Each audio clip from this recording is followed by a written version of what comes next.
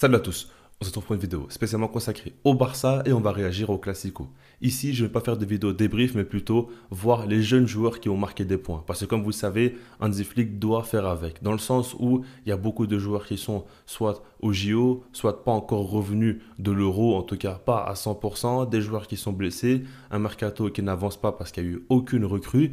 Et donc par rapport à tout ça, il y a des jeunes joueurs qui peuvent gagner leur place. Comme par exemple Fermin Lopez l'avait fait la saison passée en marquant un but magnifique lors du Classico. Ensuite, il a su s'imposer, avoir pas mal de temps de jeu au Barça et même devenir champion d'Europe avec l'Espagne.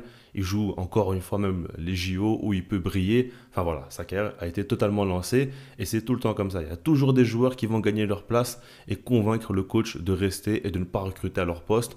Surtout quand tu connais la situation économique du Barça, ça arrange tout le monde de ne pas devoir recruter. Donc par rapport à ça, je vais cibler ici trois joueurs. Et le premier, évidemment, c'est Pau Victor qui a marqué 3 buts en 2 matchs. Là, c'est évident. Il saute aux yeux de tout le monde. C'est un joueur qui marque beaucoup de points parce qu'il marque beaucoup de buts.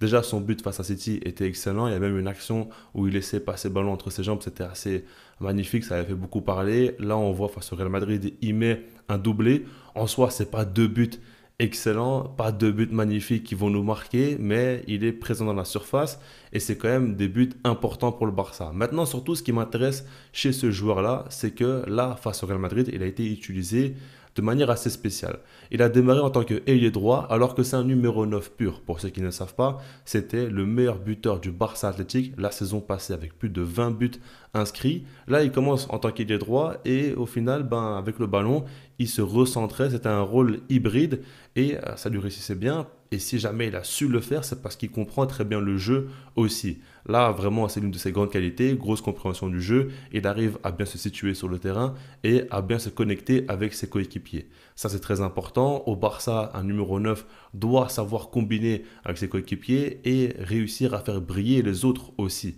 Il sait le faire, il sait aussi marquer, parce que comme je vous l'ai dit, il a été plus que décisif jusqu'à présent. Maintenant, je ne vais pas vous cacher non plus que je trouve qu'il a été beaucoup en réussite face au Real Madrid lors de ses 2 buts, parce que le premier, c'est Lewandowski qui se rate, le ballon revient sur lui, il n'y a plus de gardien, donc il n'a plus qu'à la pousser au fond. Et le second, il écrase totalement sa frappe, ce qui fait que Courtois est surpris, donc ça rentre au fond des filets.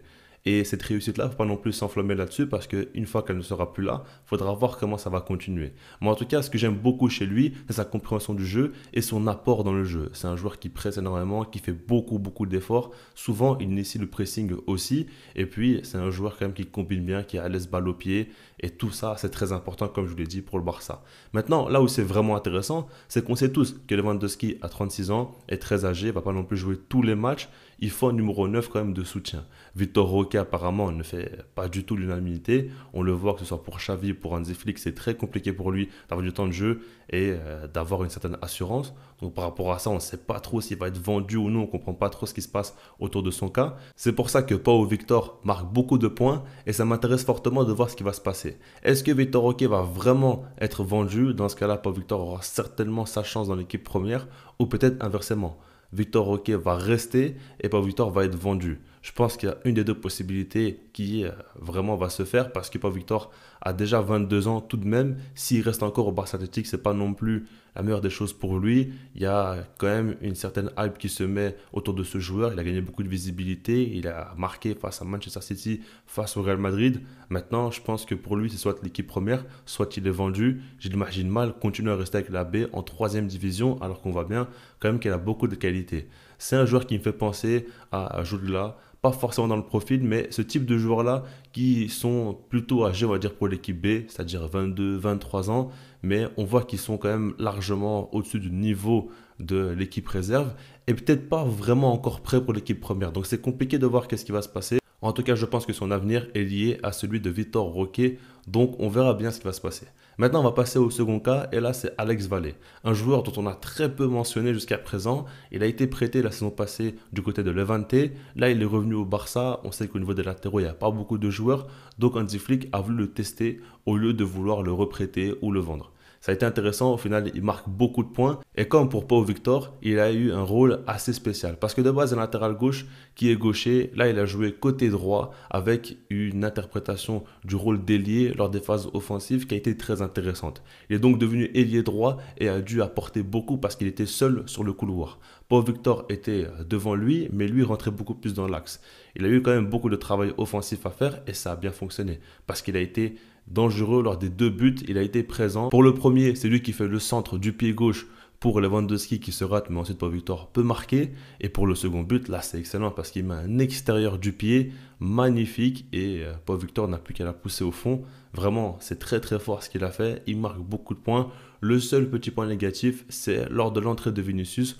On l'a vu tout de suite défensivement en grande difficulté et se faire dribbler assez facilement. Et là, on voit un petit peu ses limites tout de suite. On le voit. C'est pour ça que c'est intéressant de faire des matchs de pré-saison face à de grosses équipes parce qu'il y a des gros joueurs. Et là, tu peux voir vraiment s'il y a des lacunes parce que les joueurs sont mis en danger. Et là, ça a été le cas pour lui. En tout cas, pour moi, je pense très sincèrement qu'il mérite sa place pour l'équipe première parce qu'il y a très peu de latéraux.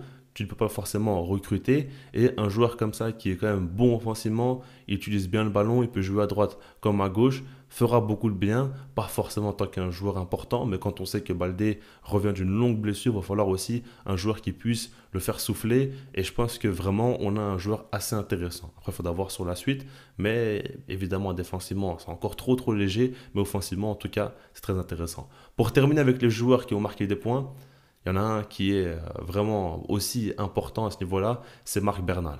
Je trouve vraiment qu'il commence à prendre une certaine ampleur. Alors on pourrait citer des Casado, plein d'autres joueurs, il n'y a pas de souci, mais j'aime beaucoup ce que produit Marc Bernal. Parce que déjà, avec ballon, ce qu'il fait, c'est fort. On voit qu'Hansi Flick donne quand même pas mal de responsabilités lors des phases de relance parce qu'on voit souvent Marc Bernal redescendre et se positionner entre les 2 défenseurs centraux. Et donc, il est le joueur qui va initier les actions de la base, c'est-à-dire de l'arrière, et va être le premier véritable relanceur. Il arrive à faire des remontées de balles très intéressantes, trouver ses coéquipiers, il prend beaucoup de risques. Quelquefois aussi, il arrive à faire les décalages. Quand par exemple le jeu est côté droit, il va faire le décalage pour Baldé, pour le lancer en profondeur. Ça, c'est intéressant. C'est quelque chose de très important dans le jeu de position. C'est très bien que l'un des fondamentaux, c'est d'essayer d'étouffer l'adversaire d'un côté, mettre beaucoup de joueurs dans la zone pour libérer un joueur d'un autre côté. Et il te faut des joueurs capables de les servir dans les bonnes conditions. Et au Barça, je l'ai répété beaucoup de fois, selon moi, dans le jeu long, à part Frenkie de Jong, il n'y a pas beaucoup de joueurs, peut-être même Pedri aussi peut le faire, mais en tout cas, il n'y en a pas énormément qui peuvent servir ces joueurs-là. Donc ça fait que tu passes à côté de beaucoup de situations très dangereuses. Marc Bernal, lui, il n'y a aucun problème par rapport à ça. Il a un très bon pied gauche, il peut servir et ça fait beaucoup de bien. Sans ballon, je le trouve aussi assez agressif. Il est souvent proche du porteur du ballon. Ça, c'est positif. Maintenant, on va pas se cacher. Quelquefois, il s'est quand même fait dribbler. Et puis surtout, son positionnement n'est pas toujours top sans ballon. Des fois, entre les lignes, il laisse quand même beaucoup d'espace. Et on va dire qu'il ne suit pas assez le joueur qui est dans son dos, qui arrive à se faire oublier. Ça, c'est quand même un petit défaut. Et là, encore une fois, on voit quelques petites limites. Maintenant, il a seulement 17 ans. On voit que physiquement, c'est un monstre. On voit que son jeu, en tout cas dans la compréhension, c'est très fort. Techniquement aussi, c'est fort. Il est vraiment complet et je pense qu'il a une très grosse marge de progression.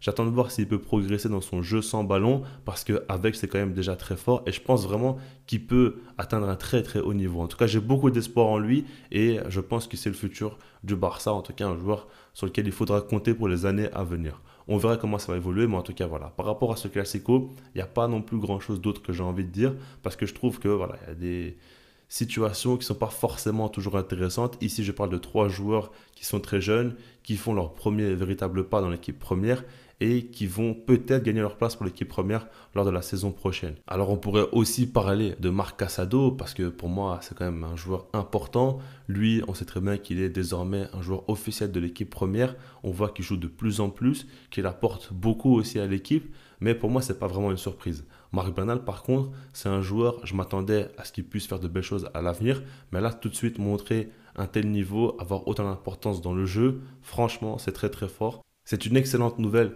pour le Barça d'avoir 2 joueurs, 2 numéros 6 qui montrent de si belles qualités alors que tu n'as aucun autre joueur tout simplement qui peut occuper ce rôle.